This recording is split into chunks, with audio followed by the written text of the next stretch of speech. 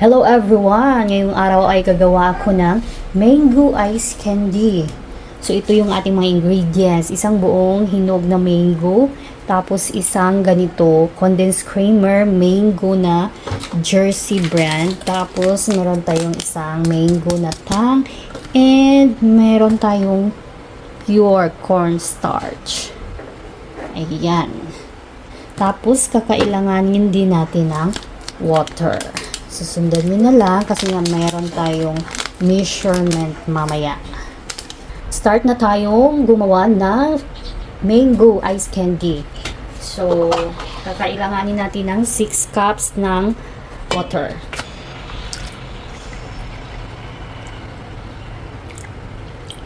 One.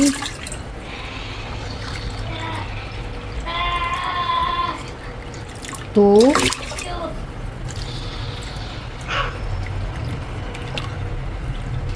3,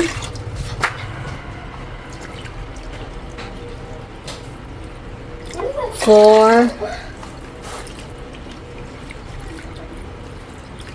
5,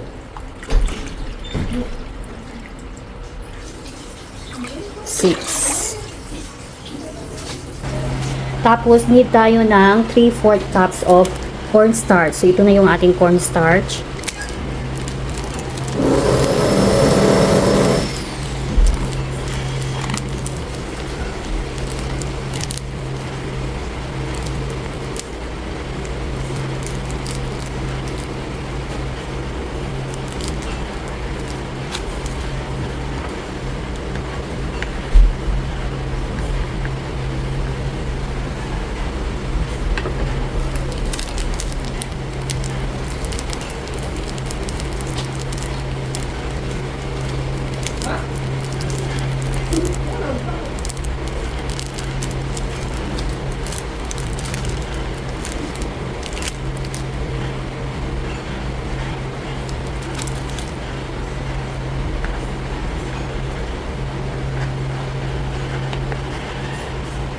Dalawa.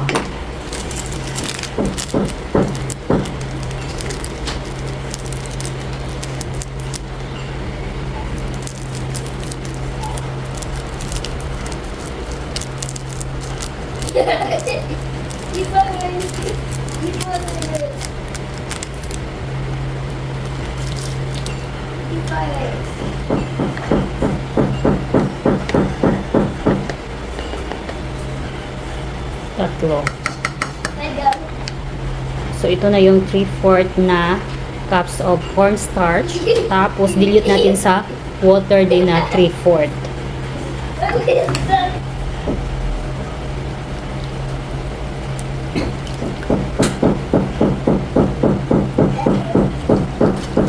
Dalawa.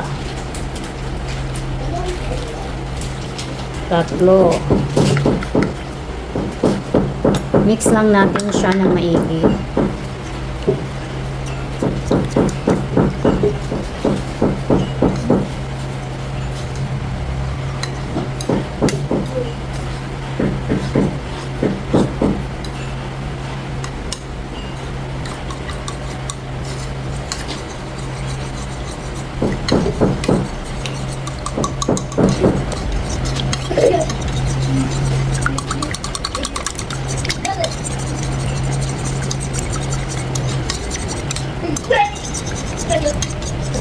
Ito yung ating mango.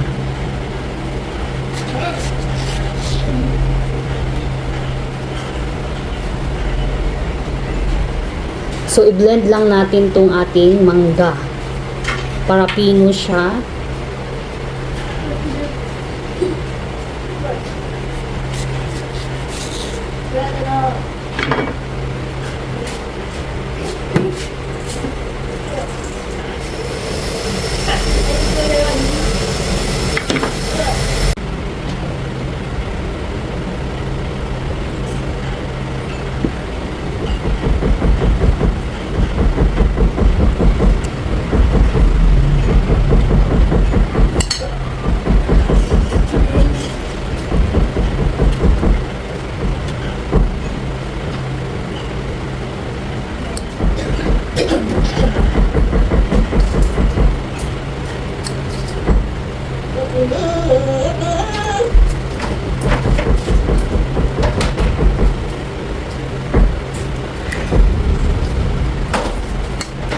So, ito na yung ating isang pirasong mangga. Tapos, need ko pa siya i-blend.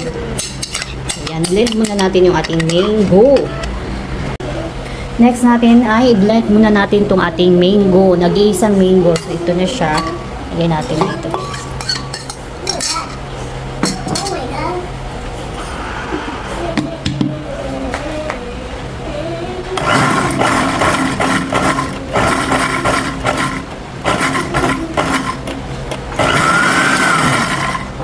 Ayan. Do you make ice candy? Ito na yung na-blend na mango. Ayan. Start na tayo sa ating mixture. So, ito na yung ating kaldero. Meron na itong 6 cups of water. Water, 6 cups. So, una natin to. So, yung ating mixture ay mahina lang yung apoy ng ating mixture. So, yan. Nauna natin yung ating apoy. Tapos, mag-add tayo nito ng isa. 1 pack.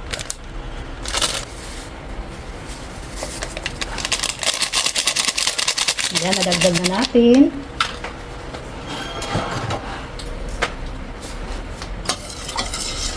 Ayan. So, mix lang natin siya ng maayos.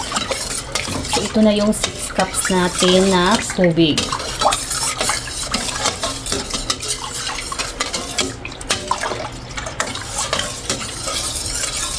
Tapos, add na natin tong isang mango Jersey brand condensed creamer.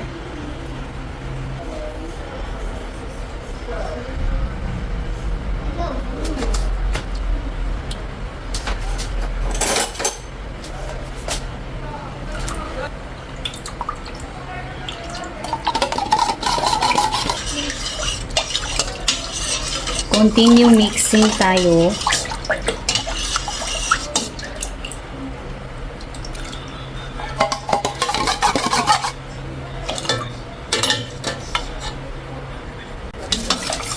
Continue mixing pa rin tayo. Tapos, idagdag ko na yung ating cornstarch.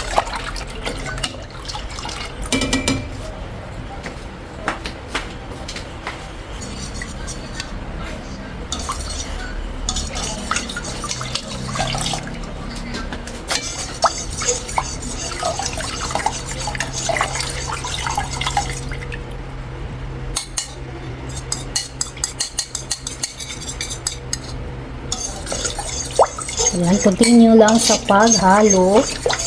So, nalagay na natin yung mango condensed creamer sa sachet ng tang and cornstarch.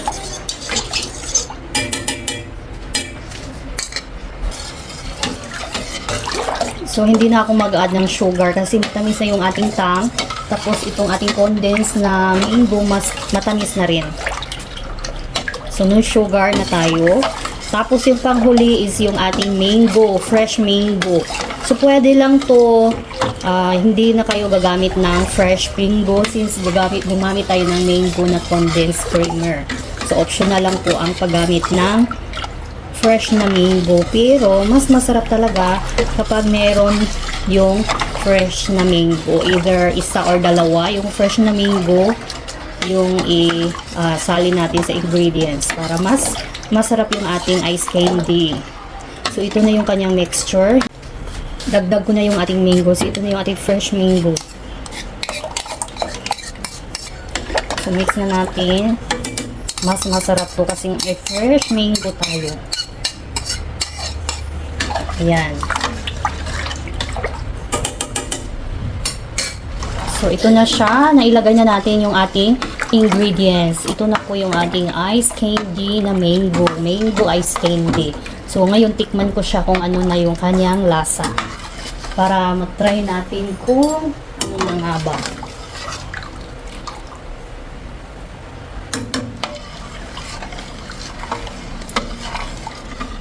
So, ayan, masarap siya. Hindi lang siya gaano matamis. Kasi nga hindi na ako nagdagdag ng sugar. So, matamis na siya, but hindi talaga masyadong matamis. So, depende na sa inyo kung magdagdag kayo ng additional na sugar. So, ayun.